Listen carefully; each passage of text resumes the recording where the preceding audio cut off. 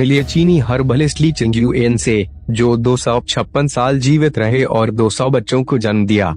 आमतौर पर मनुष्य की जीवन प्रत्याशा लगभग 80 से 85 वर्ष होती है। यह आंकड़ा दुनिया के कुछ देशों में ही थोड़ा अधिक है, जबकि चीनी लोगों का औसत जीवन काल 75 वर्ष के करीब है। चीन का यह व्यक्ति 256 वर्षों तक जीवित रहा।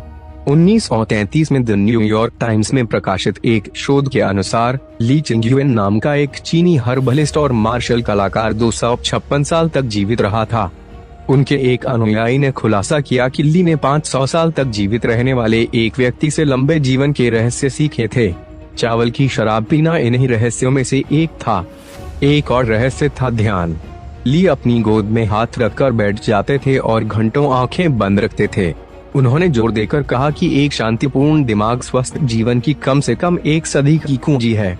ली का जन्म 1736 में चीन के सिचुआन में हुआ था और उन्होंने अपना पूरा जीवन वहीं बिताया। चीन के एक भावुक और लोकप्रिय औषधिविद, ली ने बहुत कम उम्र में जड़ी बूटियों का संग्रह करना शुरू कर दिया था। इन जड़ी बूटियों को उनके लंबे और स्वस्थ जीवन का रहस्य माना जाता है।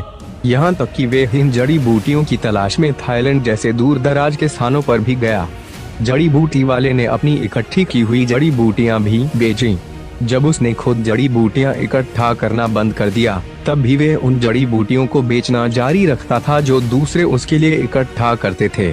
ज्ञात है कि 256 साल बाद 6 मई 1933 को उस व्यक्ति की मृत्यु हो गई थी। ऐसा माना जाता है कि उनकी 23 पत्नियां और 200 से अधिक बच्चे थे।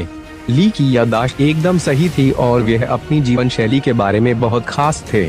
उन्होंने कभी कोई हार्ड ड्रिंक नहीं पिया और न ही उन्होंने कभी धूम्रपान किया। उन्होंने सुनिश्चित किया कि अपना भोजन समय पर करें, जल्दी सोएं और जल्दी उठें। दीर्घायु के लिए उनका सूत्र था, दिल को शांत रखो, कछुए की तरह बैठो, कबूतर की तरह तेजी से चलो और कुत्ते की तरह सो जाओ। ली ने एक बार चीनी इतिहासकार वो चुंग के साथ कुछ दस्तावेज साझा किए थे जिसमें शाही चीनी सरकार ने उन्हें उनके 150वें और 200वें जन्मदिन पर बधाई दी थी।